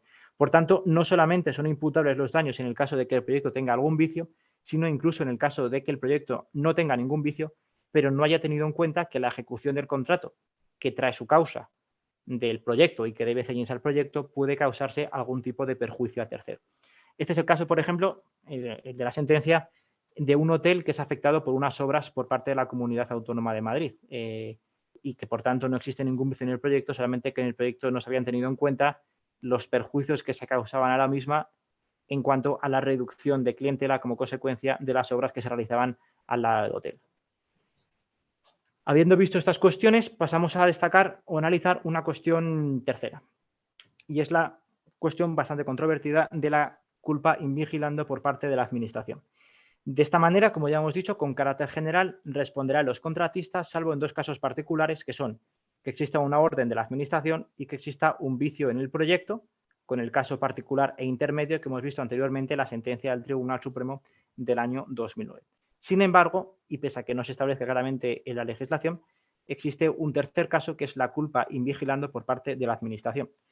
Una cuestión que, aparte de ser interesante, su análisis pone de manifiesto todas las controversias que han existido en tanto a la atribución de jurisdicción, puesto que sobre esta cuestión se ha planteado o se han pronunciado tanto la Sala de la Civil como la Sala de lo Contencioso Administrativo, y también tenemos que tener en cuenta qué se establece en los pliegos. De esta manera, con carácter general y antes de la unificación, ¿hay alguna pregunta? Es que me da la sensación de que a lo mejor estoy siendo un poco pesado y quería ver si hay una pregunta o... No, por lo pronto parece que a los compañeros les está quedando todo muy claro. Bueno, pero sí me gustaría preguntar si está quedando todo claro o quieren que incida en alguna cuestión o no se ha entendido bien algo. Pues no vaya a ser que esté... no sé si se ha entendido algo, no se ha entendido bien.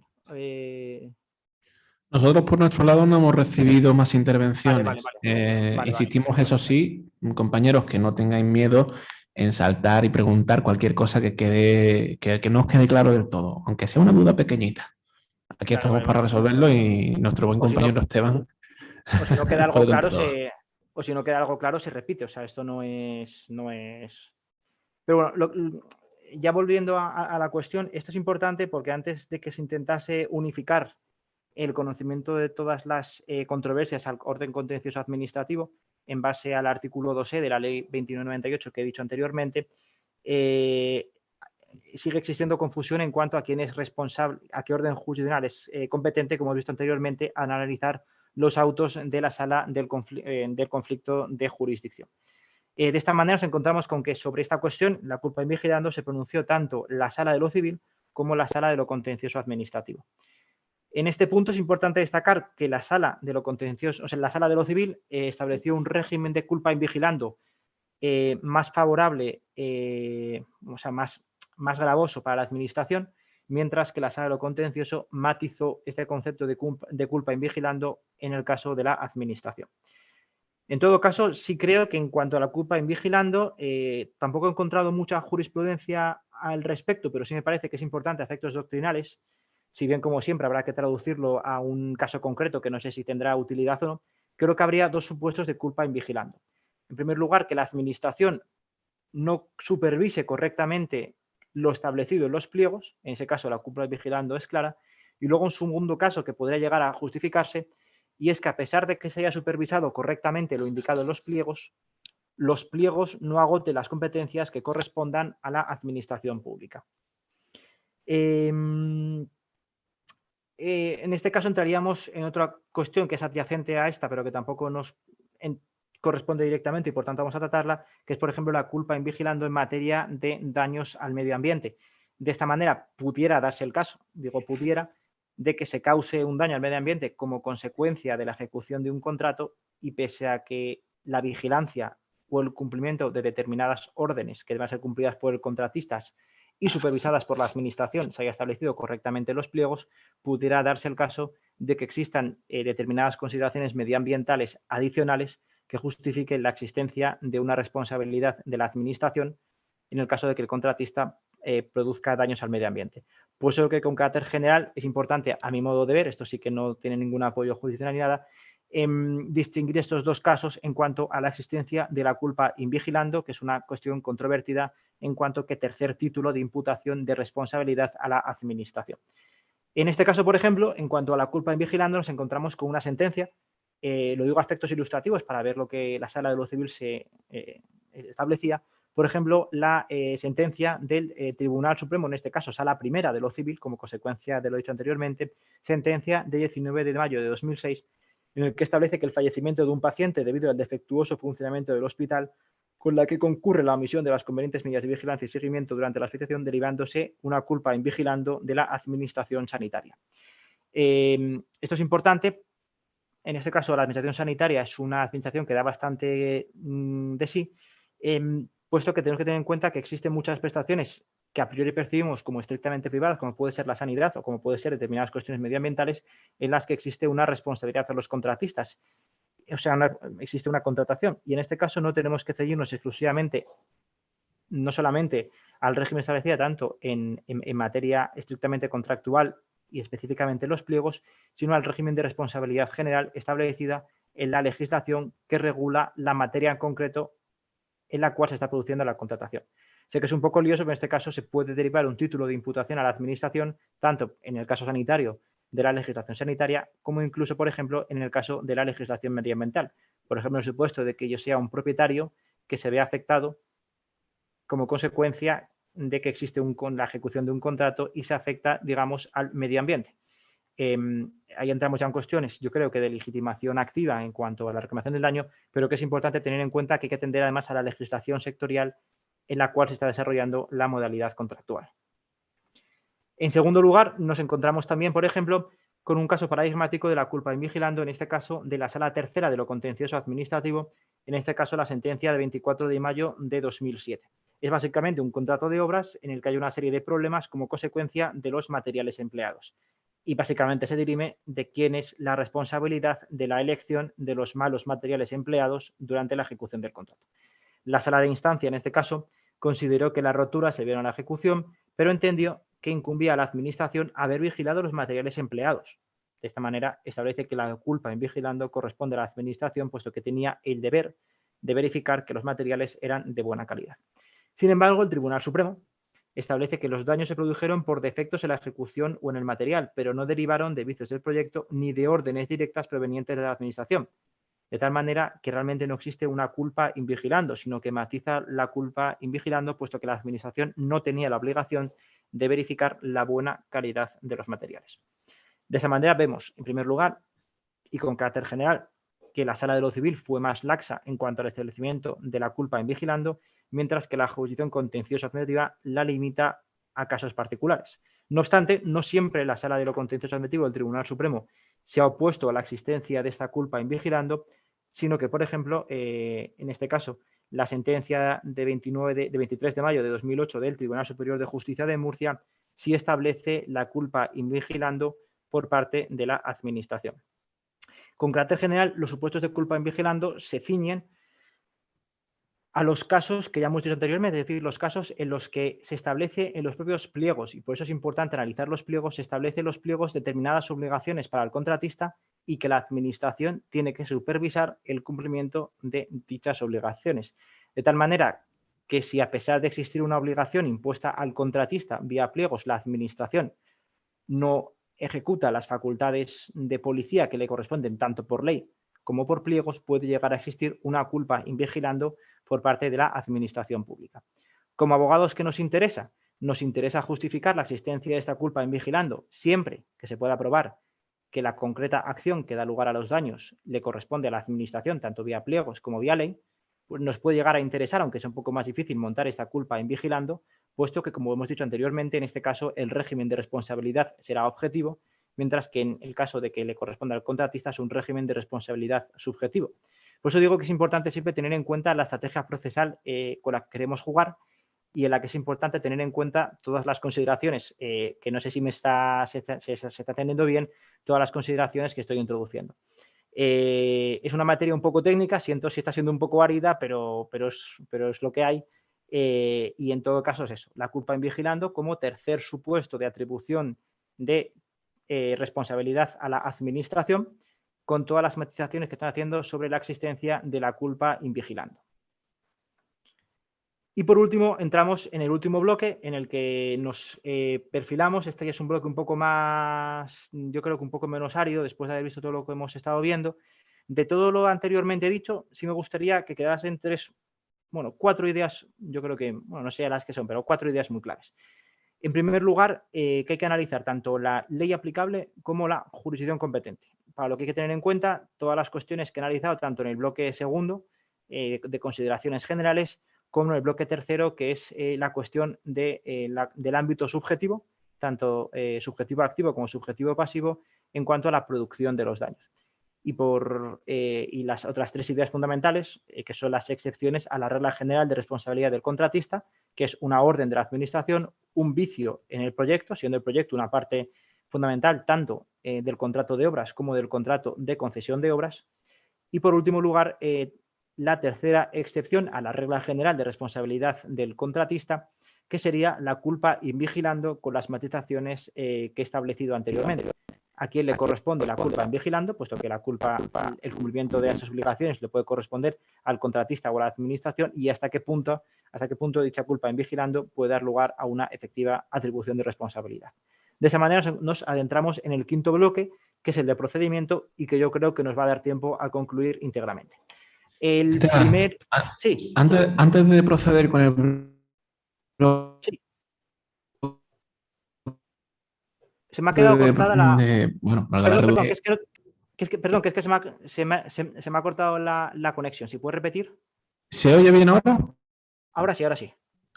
Bien, decía que antes de comenzar con el último bloque... No, se oye mal. Nuestro compañero José, procedemos a contestarla. Buenas tardes.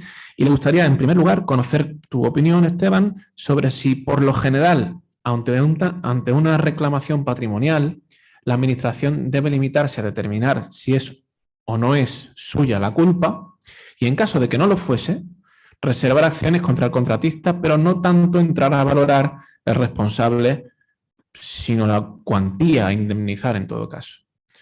¿Cuál sería tu opinión respecto a esto? Esta es una muy buena pregunta también. Es una de las cuestiones que vamos a tratar en el bloque quinto, porque es otra pregunta lógica y muy bien pensada, la verdad. Básicamente, con carácter general, la Administración tiene la obligación de valorar no solamente si existe la responsabilidad, sino a quién corresponde la responsabilidad. De tal manera que si la Administración no entra a valorar dicha cuestión, ya sea por una cuestión de inadmisión, como puede ser la prescripción, o no entre a valorar o la desestime por entender que, que no es responsabilidad suya, pero no diga a quién le corresponde. Es decir, en el caso de que la administración no responda expresamente a quién le corresponde la responsabilidad, y digo expresamente, no lo diga expresamente, no digo que exista silencio administrativo, digo que ya exista silencio administrativo o ya exista una resolución expresa en la que no se determine expresamente quién es el responsable de los daños causados, con carácter general en estos casos, que yo creo que es el caso planteado por el compañero, en estos casos no se podrá alegar en vía contencioso administrativa la inexistencia de responsabilidad por parte de la administración. Es decir, con carácter general, si la administración no resuelve expresamente, es decir, existe un silencio administrativo o no se pronuncia expresamente, siempre que exista algún tipo de responsabilidad, será responsabilidad de la administración. Comprendo. A continuación, plantea otra cuestión que es, en el caso de que entre a valorar la responsabilidad y la cuantía, ¿puede considerarse que la administración se está excediendo de su competencia, salvo quizás el caso de Galicia, dice el compañero, por la ley especial indicada?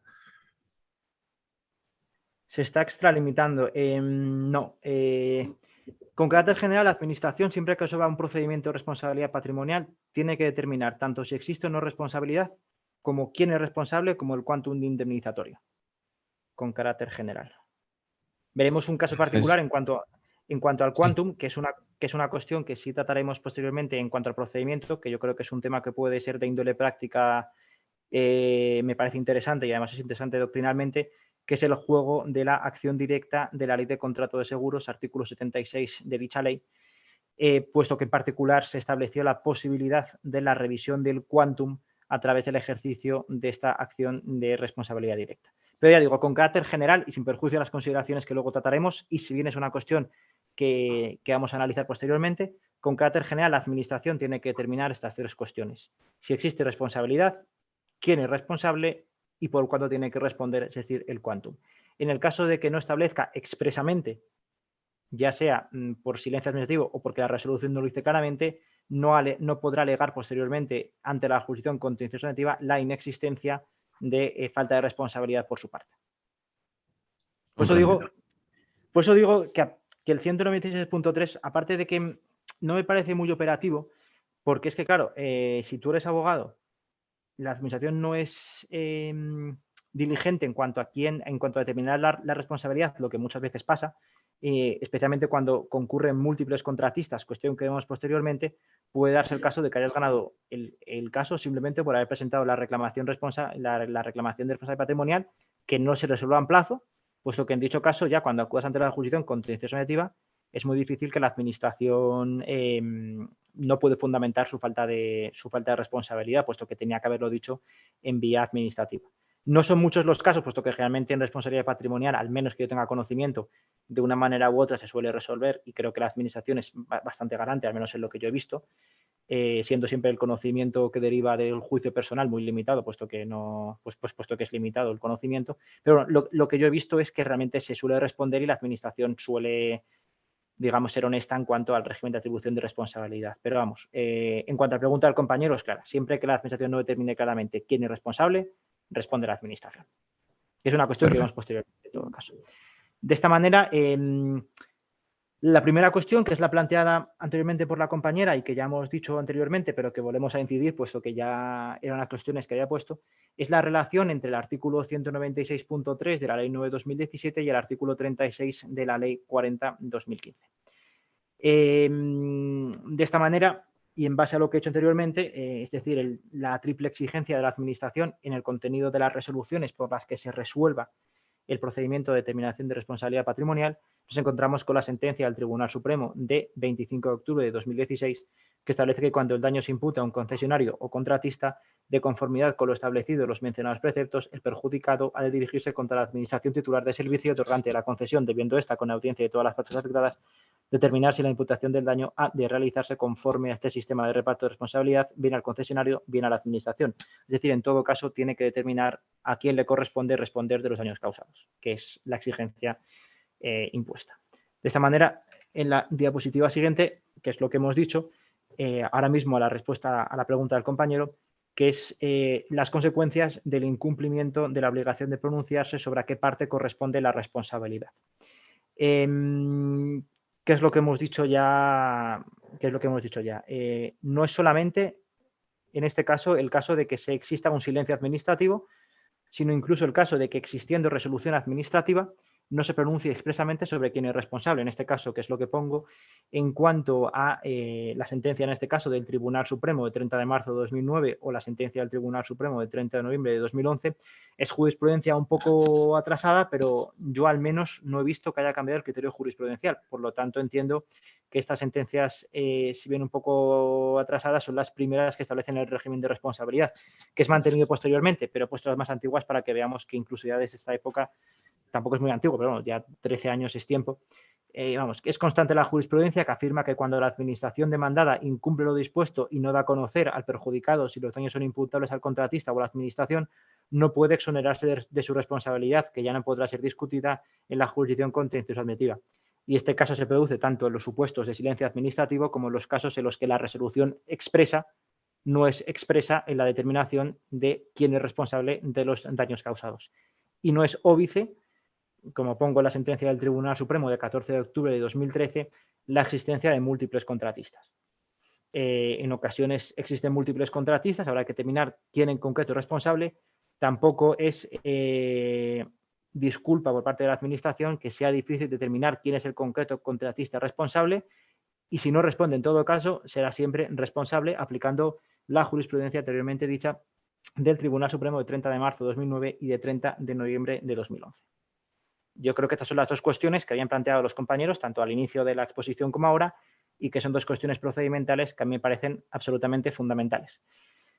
Dicho lo dicho, yo creo que son dos cuestiones, tanto esta como la anterior, bastante claras, pero no es excusa, pero creo que en todo caso en esta materia hay que tener siempre cuidado y no tener reglas absolutas, sino analizar el caso concreto, puesto que es una materia, digamos, un poco cambiante o un poco interpretable.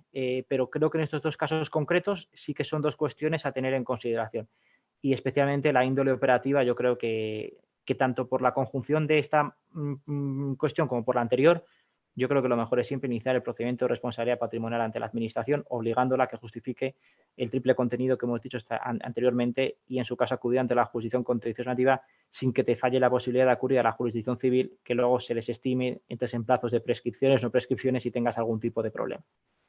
La tercera cuestión, que bueno, que es la gran importancia de la prueba, en este caso son fundamentales los hechos, no voy a incidir en ella, puesto que es el régimen general de la responsabilidad patrimonial, pero hay que probar claramente los hechos, la relación de causalidad, y eso exige, y es fundamental, una prueba. No voy a entrar en esta materia ni en cuestiones probatorias, pero sí recalco que es fundamental en todos los expedientes de responsabilidad patrimonial, ya sea por daños causados por contratistas o por la Administración, es fundamental la cuestión probatoria. La cuarta cuestión, si bien es una cuestión que afecta más al régimen de responsabilidad en general por la Administración, que en el caso particular que estamos analizando, que es los daños causados a contratistas, a terceros, es importante distinguir la cuestión particular de la antijuridicidad en el caso de la responsabilidad patrimonial de las administraciones públicas, puesto que uno de los requisitos para responder es la existencia de la antijuridicidad. Y en ese punto hay que distinguir entre las potestades discrecionales y las potestades regladas, puesto que las potestades regladas siempre darán lugar a una responsabilidad en el caso de que se cause un daño, pero una potestad discrecional puede no dar lugar a una responsabilidad en el caso de que el ejercicio de la potestad discrecional sea razonable y razonada, puesto que el propio concepto de responsabilidad, o sea, de potestad discrecional, implica que, a diferencia del concepto jurídico indeterminado, este es un debate, una cuestión interesante, pero que tampoco nos da lugar a analizar en detalle, lo más importante es que en el ejercicio de potestades discrecionales y a diferencia del concepto jurídico determinado, no existe una única solución conforme a derecho, sino que existen múltiples soluciones conforme a derecho, y siempre que la elección de una de ellas sea razonable y razonada, incluso en el caso de que exista un daño a tercero, puede no existir o no existe responsabilidad patrimonial. En el caso de la contratación, Me remito muy grosso modo, en este caso, que tampoco es una cuestión, pero que es importante matizarla, tampoco tenemos tiempo para entrar en ella, a las sentencias del Tribunal Supremo de 9 de febrero y 29 de marzo de 2009 que establece el ejercicio de las potestades discrecionales en el ámbito de la contratación, también la resolución 600-2016 del Tribunal Administrativo Central de Recursos Contractuales, así como la resolución de dicho tribunal de 16 de enero de 2020 en el que delimita el ejercicio de las potestades discrecionales por parte de la Administración Pública. Esta es la quinta cuestión en cuanto al procedimiento que hay que analizar y es la inexistencia de un litisconsorcio pasivo necesario.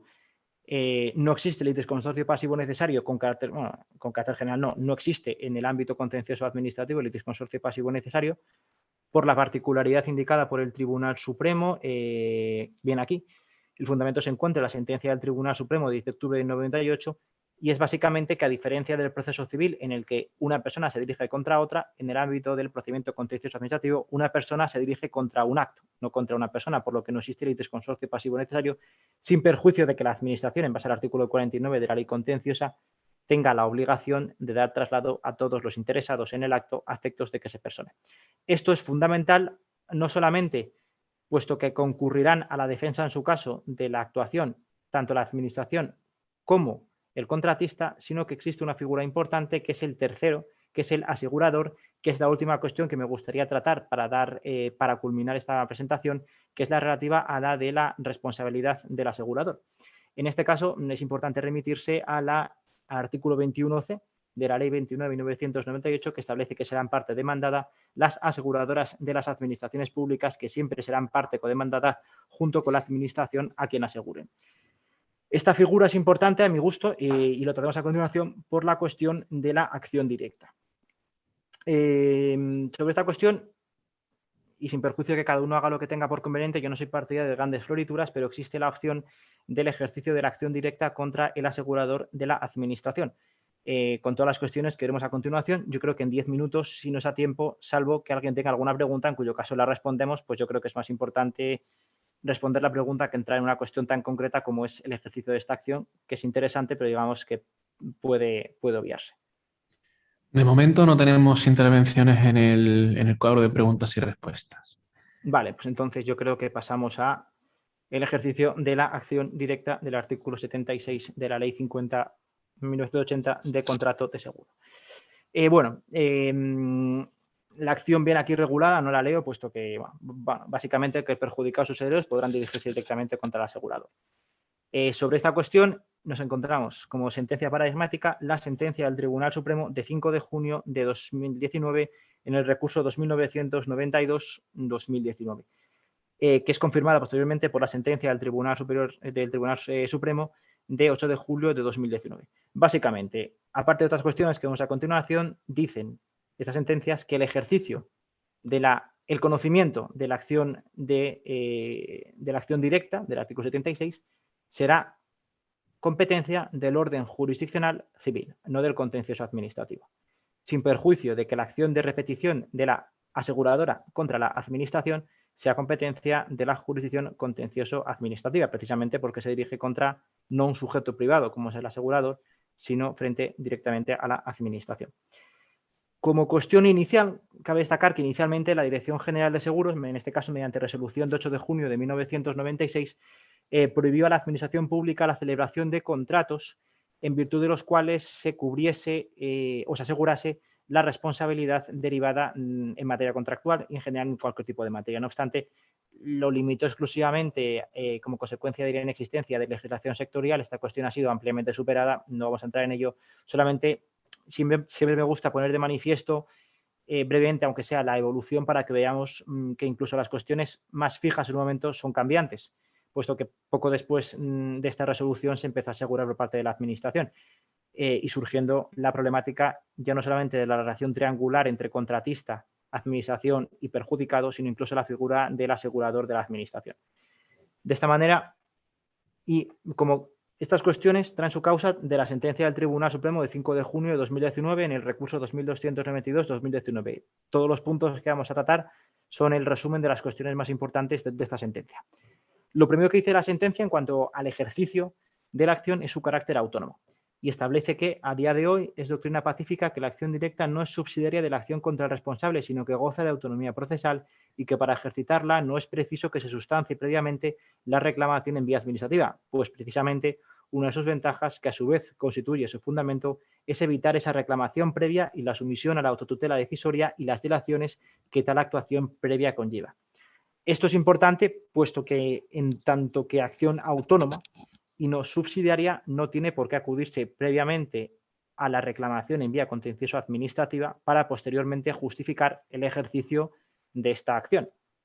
Un caso puede ser, por ejemplo, en el ejercicio de una acción de enriquecimiento injusto, que por su naturaleza es subsidiaria del ejercicio de otras acciones que no son viables.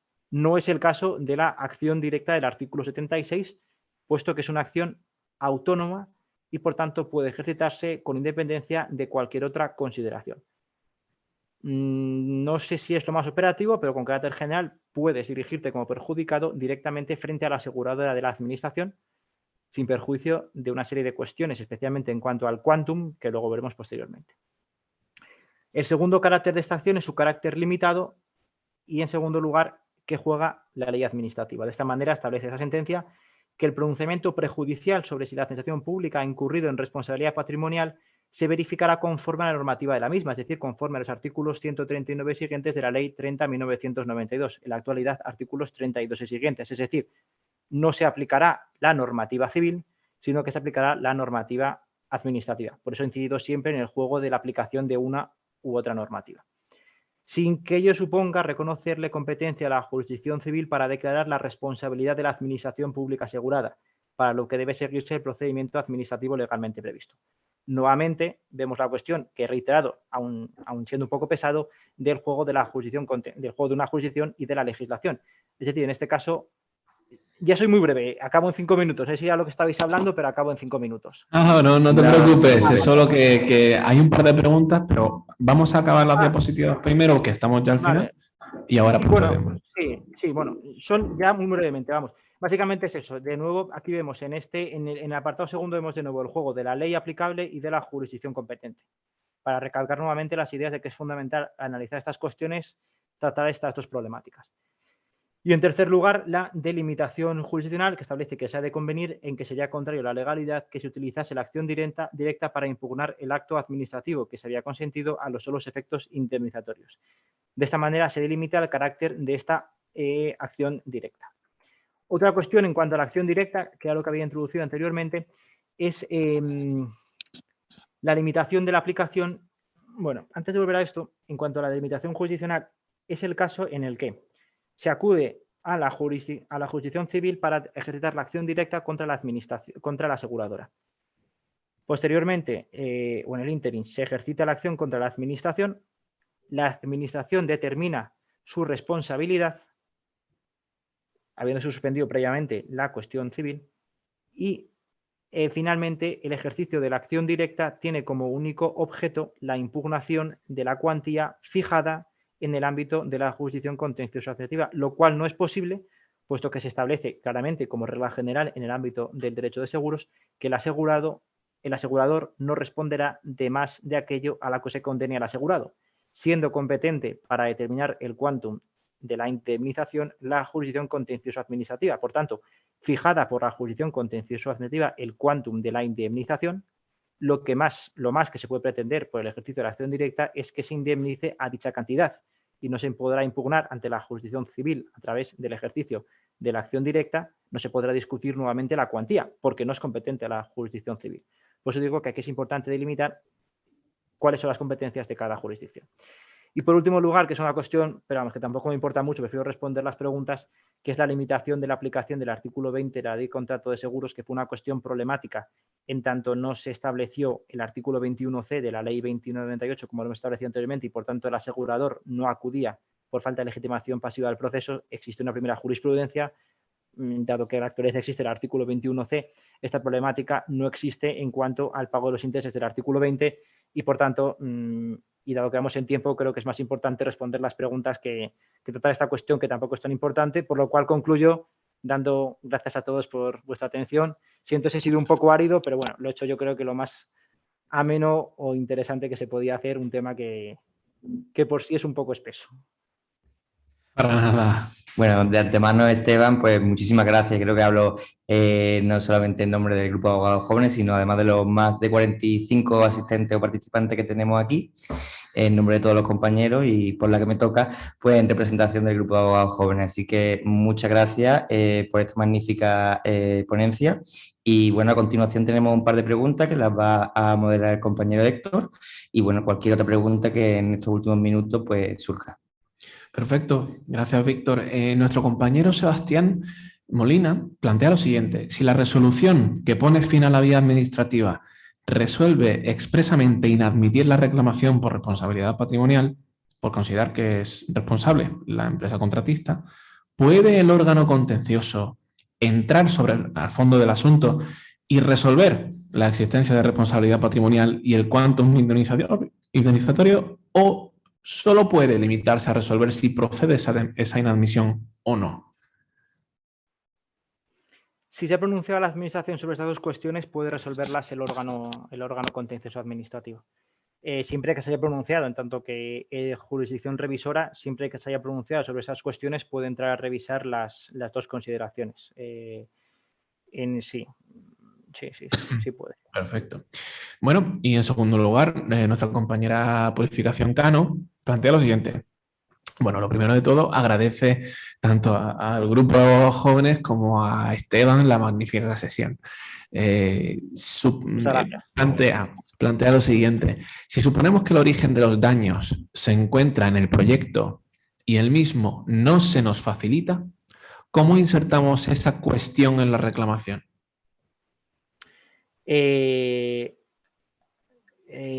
Hombre, yo entiendo que el proyecto, en tanto que parte del contrato, tiene que estar en el expediente.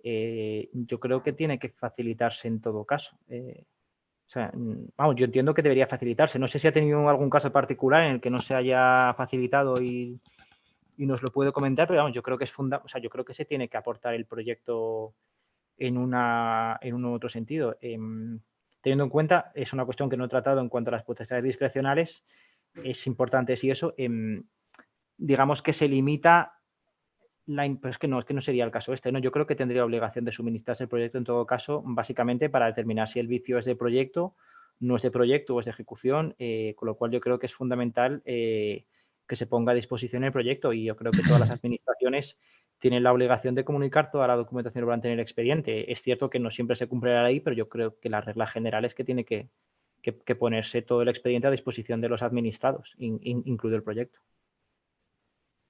Comprendo. ¿Y qué herramienta, esta ya pregunta que me planteo yo, en vía administrativa, qué herramienta en caso de esa negativa que plantea la compañera de la administración de colaborar, de permitir el acceso al expediente y comprobar la documentación que está, qué herramienta tenemos nosotros para hacer ese requerimiento, para que se nos permita el acceso a esa documentación en caso de negativa? La ley 39/2015 ahora mismo, lo busco rápidamente, establece claramente la obligación de acceder de poner a disposición de los interesados toda la administración. O sea, como una de las obligaciones de la administración. A ver si lo encuentro rápido, pero vamos. Los derechos del... A ver... El artículo 53 de la ley 39/2015 establece siempre el derecho a acceder a los documentos, con lo cual yo creo que hay que pedirlo. Tendrá derecho a acceder y a obtener copia de los documentos contenidos en los citados procedimientos. Otra cosa es que no se haya integrado correctamente el procedimiento administrativo, pero tiene la obligación, y el proyecto, incluso la normativa de la ley 9/2017, el proyecto tiene determinadas obligaciones, o sea, tiene que cumplirse determinadas obligaciones en cuanto a la publicidad del proyecto. Pero precisamente por lo que hemos estado indicando, es que los vicios en el proyecto van a delimitar este tipo de cuestiones, con lo cual es imposible, tiene que obtenerse el proyecto, yo creo que en cualquier caso. Y si no se justifica, es ponerse un poco pesado con la administración. No sé a qué tipo de administración se refiere. En mi experiencia, más que con la administración general, existen más problemas en cuanto a la correcta integración del expediente. Quizás, no os puedo faltar el respeto a nadie y no quiero que nadie sepa aludido, quizás en la administración local existe más problemática, que no sé si es el caso, que igual es la AGE, pero yo creo que existe más problemática en la administración local en cuanto al conocimiento del expediente administrativo. pero incluso por parte de la administración. Yo en algunas ocasiones como administración general he tenido que impugnar determinadas actuaciones de la administración, o sea, de entidades locales y existe problema en cuanto al conocimiento, pero ahí es simplemente ponerse un poco pesado con que el expediente administrativo es que es obligado conocimiento por los administrados, lo cual se contempla en la normativa administrativa, pero es que incluso la Ley de Transparencia, la Ley 19/2013, se establece que cualquier persona puede consultar los documentos sobrantes de los expedientes administrativos, con lo cual creo que es imprescindible. Muy O sea, yo bien, creo que la pues, problemática no es tanto como plantear la cuestión sin conocer el proyecto, sino conocer el proyecto necesariamente. Otra cosa es ya claro. la problemática de los proyectos y tal, y cómo está hecho el proyecto y ese tipo de cosas. Pero bueno, yo creo que es fundamental acceder al proyecto. Claro, es que sin poder manejar la información, preparar cualquier tipo de reclamación en vía administrativa se convierte en una cosa, porque sí, se puede plantear que, bueno, el fallo tiene que venir de ahí, pero claro, necesitamos la documentación para poder comprobarlo. En cualquier caso, tenemos más preguntas. Sí. Francisco José Cordeiro plantea, bueno, en primer lugar agradece la exposición y plantea, ¿cabría en caso de que la administración pública tuviese un contrato de seguro con franquicia acudirse a la acción directa en vía civil por el quantum descontando dicha franquicia y acudir a la vía administrativa para reclamar el importe de la franquicia? A ver, con carácter general, yo entiendo que la suma de las cantidades obtenidas, tanto en vía civil como en vía contenciosa, tienen que sumar la cantidad del daño. Yo creo que sí, yo creo que sería una solución lo más lógica posible. Sí, yo creo que sería lo más interesante. Siempre teniendo en cuenta, no obstante, que la acción directa, no sé si se ha manejado anteriormente, yo creo que es mejor tratarlo todo en bloque. No vaya a ser que luego haya discordancias entre los tribunales, que esto a veces pasa muchas veces, que no se aclaran entre ellos y entras con problemas y tal. Con lo cual yo creo que a nivel teórico la solución planteada por el compañero sí es viable, me parece quizás lo más interesante, lo más lógico, pero es que en todo caso puede dar lugar a algún problema práctico. Yo lo digo porque mi experiencia es que cuando tienen que coordinarse ya no dos, vamos, ya ni siquiera dos órganos de un mismo orden jurisdiccional, sino ya dos órdenes jurisdiccionales, puede ser problemático. Pero en todo caso yo creo que sí es una solución viable. Siempre que interese, yo creo que puede ser una solución viable, sí. Muy bien. Siempre dejando claro en el contencioso administrativo que el quantum se declare por la totalidad, porque puedes tener el problema de que el orden jurisdiccional, que es el que determina, o sea, el orden contencioso, que es el que determina el quantum, se equivoque, puedes pedir aclaración o subsanación, pero bueno, se equivoque en cuanto a la detección del quantum.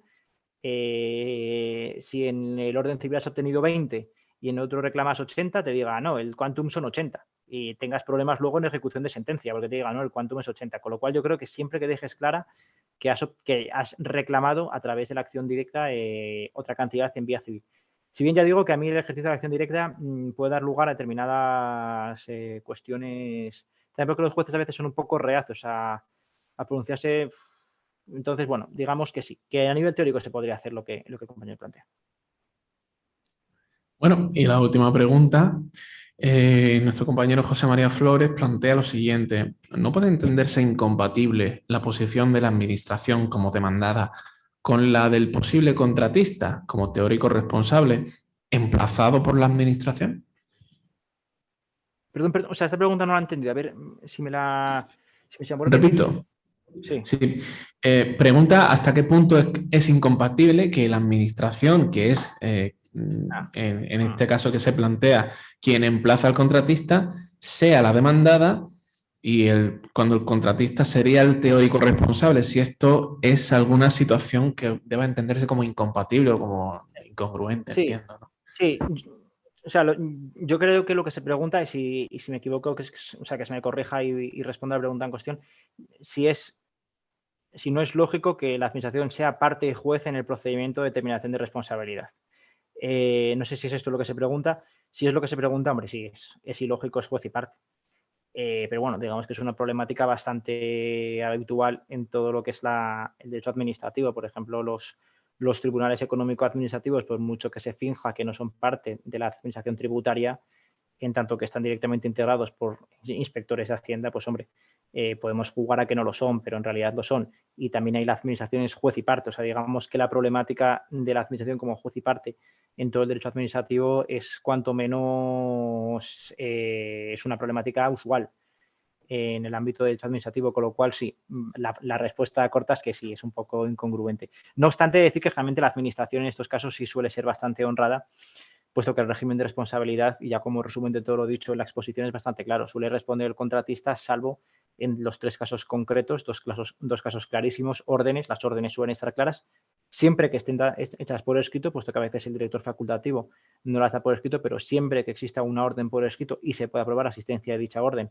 la administración declara su responsabilidad, que exista un vicio en el proyecto, ya sea un vicio en la elaboración del proyecto, ya sea por defectos materiales o por defectos jurídicos, o que el proyecto no tenga en consideración determinadas cuestiones. En ese caso, como ya hemos dicho, sería una orden y no un vicio del proyecto, pero el resultado sería idéntico y luego la culpa en vigilando. Con lo cual yo creo que pese a que a nivel teórico sí es incongruente, al igual que lo es en el caso de las reclamaciones económico-administrativas que ya hemos indicado, a nivel práctico yo creo, al menos los casos que yo he visto de responsabilidad patrimonial en el Tribunal Superior de Justicia de Castilla y León, sí que suele haber honradez por parte del órgano administrativo en cuanto a si es responsable o no en la ejecución de los daños causados. Pero vamos, la respuesta es clarísima en cuanto a nivel teórico, lo que dice el compañero es una incongruencia manifiesta, sí.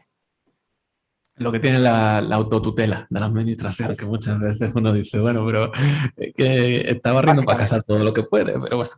Básicamente, es lo que tenemos. ese es el problema de la tutela. Y ese es el problema, o sea, y esa es la solución por la que precisamente, y es lo que ha dicho las 2 sentencias del Tribunal Supremo que he dicho en cuanto al ejercicio de la acción directa del artículo 76, que tiene como objetivo no tanto que no entre en juego la autotutela, puesto que esa va a existir siempre, sino que muchas veces, aunque exista la autotutela y la tutela finalmente sea favorable al administrado, existe una dilación temporal. Entonces, yo creo que además, sin ser excesivamente economicista, pero es una consideración importante, en escenarios de inflación del 10% no es lo mismo cobrar en el año 1 que en el año 3, aunque la cantidad sea idéntica, puesto que en el año 1 obtienes de valor real 100 y valor nominal 100, mientras que en el año 3 el valor nominal del obtenido pueden ser 100, pero el valor real del obtenido pueden ser 80.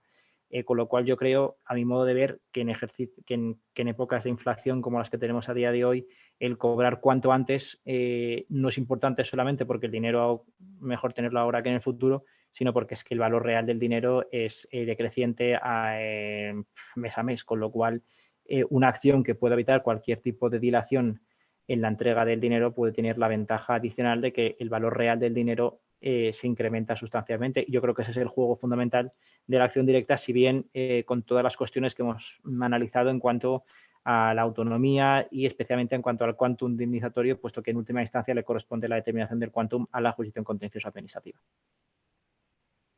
Muy bien, pues tenemos una pregunta más y un pequeño apunte que hacía este mismo compañero. Primero hacemos la pregunta. José María Moreno plantea lo siguiente: ¿no existen límites al acceso del expediente en la parte del proyecto protegido por los derechos de propiedad intelectual o industrial, por protección de datos? Dice que en su experiencia la Administración no facilita parte del expediente por estos derechos y hay que acudir a la vía contenciosa. Pues, o sea, se lo agradezco al compañero porque las que esas son, o sea, yo nunca he tenido un supuesto de responsabilidad patrimonial por vicios del proyecto. O sea, que y además tampoco he estado en posición de abogado, siempre está en posición de abogado del Estado, que es más fácil puesto que te suministra la información. Puede ser lo que tú me dices, no obstante, si tiene la obligación, o sea, es que con carácter general lo que te muestra en el contencioso es lo mismo que te debería mostrar en vía administrativa, con carácter general, entiendo yo.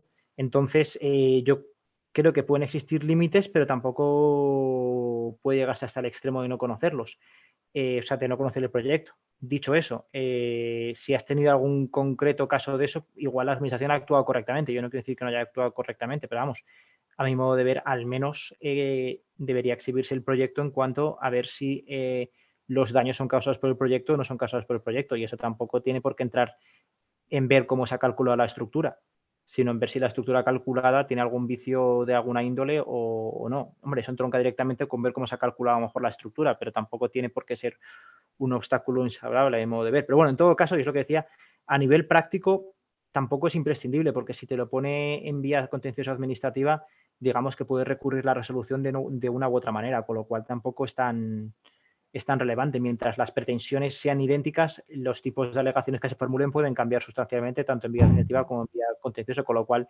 tú no puedes formular una concreta alegación en vía administrativa y formular una concreta alegación en vía contenciosa, siempre que las pretensiones sean idénticas.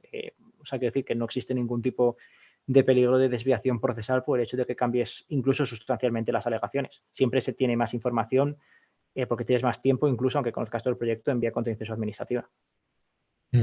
Aquí precisamente el compañero está haciendo un apunte añadido a la pregunta. Dice que luego sí es cierto que en vía contenciosa a él se lo han facilitado porque se le ha reconocido que prima el derecho de defensa frente a estos otros derechos de protección de datos, pero claro, es una situación cuando menos curiosa, ¿no? La oposición de la administración a facilitar esos datos que sin duda son importantes para el planteamiento de la reclamación en vía administrativa, para que luego uno tenga que irse sin saber muy bien dónde está pisando a pedirlo ya en vía contenciosa. Parece curioso. Por eso digo que con carácter general no entiendo no entiendo la razón por la que el derecho de propiedad intelectual industrial puede ser un obstáculo para el conocimiento del proyecto. Por eso decía que no lo entiendo y no se entienda hasta el punto de que en la vía contenciosa administrativa el mismo órgano que antes denegó el acceso ahora te lo permite. Con lo cual realmente no existe obstáculo anteriormente. Yo creo que siempre hay que reclamar lo máximo de los expedientes. Es que la administración actúe bien o actúe mal, tiene que dar responsabilidad de cómo actúa frente a los administrados. O sea, en fin, yo soy abogado del Estado y defiendo al Estado, pero si el Estado no hace bien las cosas, no se puede justificar la mala praxis del Estado. Con lo cual yo creo, sin ponerse chulo, pero yo creo que hay que reclamar el conocimiento del expediente administrativo, pero es que básicamente ese conocimiento lo vas a tener en vía contenciosa, con lo cual es absurdo tenerla en vía contenciosa y no tenerlo en vía administrativa. Si realmente existiese algún límite para el conocimiento del expediente, ese límite debería hacerse valer tanto en vía administrativa como en vía contenciosa administrativa. Lo que no tiene ningún sentido es que un límite juegue en vía administrativa y no juegue en vía contenciosa administrativa, como apunta el compañero, puesto que en ese caso el límite es un límite injustificado. Claro, eso parece ser el estado en el que nos encontramos. Imagino que ya será también un poco una cuestión de casuística. Es decir, alguno se lo encontrará, que haya alguna administración a lo mejor local que diga, pues no, pues y se ampare en este tipo de cuestiones. Que puede ser la AGE, no, pero yo lo digo porque yo estuve en Cádiz antes de estar aquí y en Cádiz que tuve que impugnar algún que otro acto de administración local, incluso siendo AGE, ostras, costaba que te hiciesen caso. Curioso. Bueno, ya vamos con los últimos apuntes. Aparte, el compañero lo agradece ahora mismo la respuesta. Volvemos atrás. El compañero José María Flores hace unas preguntas. Se refería también al caso en el que procedimiento contencioso administrativo, y voy a retomar exactamente la pregunta para enganchar con esto. Vamos a ver. En su momento preguntaba el compañero que si podía entenderse incompatible esa posición de la administración como demandada y la de posible contratista como teórico responsable, y ahora añade, me refiero también al procedimiento contencioso administrativo. La demanda se dirige exclusivamente contra la administración, el contratista puede tener una posición contraria a la administración y alegar en contra de la mismísima administración en la defensa judicial. ¿Qué ocurre aquí? ¿Esto no es incompatible? No, o sea, perdona, ¿puedo repetir la pregunta? Es que no la entiendo. Inicialmente, el compañero planteaba hasta qué punto no era incongruente, ilógico, incompatible, que la administración tuviese al mismo tiempo la condición de demandada, aunque fuese en vía administrativa, y el contratista fuese el teóricamente responsable de la causa de la responsabilidad. Y ahora se plantea también el compañero que qué ocurre si esto también se da ya en vía contenciosa administrativa, hasta qué punto no es completamente incongruente. No sé qué opinión te merece. El caso es que la resolución por la que termina el procedimiento determine que es responsabilidad del contratista y sea el contratista el que recurra la resolución por la que se pone fin al procedimiento. No es nada inusual, o sea, esa es la posición más normal, porque el particular solamente impugnará la resolución en el caso de que se niegue cualquier tipo de responsabilidad. En el caso de que la administración determine su responsabilidad, nadie va a estar interesado en recurrirla. En el caso de que la administración determine la responsabilidad del contratista, ahí sería el contratista el que estaría interesado en recurrir dicha resolución. y en ese caso, vamos, no existe ningún tipo de problema. Se jugará básicamente con se aplica la regla general o la regla especial.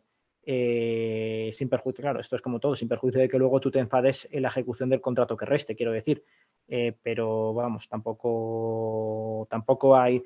Luego es lo que digo, luego también existe bastante ajuste contractual y cosas de estas. O sea que luego es que por eso digo, esta es una mecánica que entra directamente, la responsabilidad patrimonial en la ejecución de contratos entronca directamente con la propia ejecución del contrato, es decir, con la mecánica de cumplimiento del contrato y con la elaboración del contrato. Pero vamos, es bastante usual, porque quiero decirte, la resolución puede tener tres sentidos. El sentido de que no exista responsabilidad, en cuyo caso reclamará el particular, el supuesto de que determine la existencia de responsabilidad y que es responsable la administración, en cuyo caso todo el mundo está contento, el perjudicado porque le indemnizan y el contratista porque no responde, y el supuesto de que se determine la existencia de responsabilidad y la responsabilidad del contratista, en cuyo caso puede darse el caso patológico de que el administrador recurra por lo que sea, pero lo más lógico es que sea el contratista en tanto que responsable y por tanto el que tenga que soltar dinero el que recurra. No es inusual, o sea, yo no suele pasar, o sea, es un caso bastante usual, de hecho. Muy bien, pues hasta aquí las preguntas. Esteban, le voy a pasar la palabra a mi compañero Víctor ya para cerrar, pero te agradezco personalmente porque ha sido muy ameno, sobre todo el turno de preguntas, ya hemos indagado, hemos hincado los dientes y parece que aquí hay mucho de lo que hablar. Muchas gracias. Sí, yo agradezco, bueno, a vosotros dos por haber moderado el debate y especialmente las preguntas. Me alegro que la gente se haya animado. También da un poco de seguridad como conferenciante y sin haber visto las caras que se ha entendido la presentación. Y sobre todo es una materia que es bastante árida, pero que me parece bastante interesante y espero que os haya gustado y os haya aclarado algo o al menos os haya indicado por dónde preguntarse las dudas que hay, que son muchas. Pues nada, Esteban, muchísimas gracias a Esteban, muchísimas gracias a todos los participantes y nada, pues aquí dejamos esta magnífica ponencia y muy instructiva. Muchas gracias a todos. Muchas gracias. Hasta luego, Esteban. Hasta luego. Muchas gracias a todos. Hasta luego.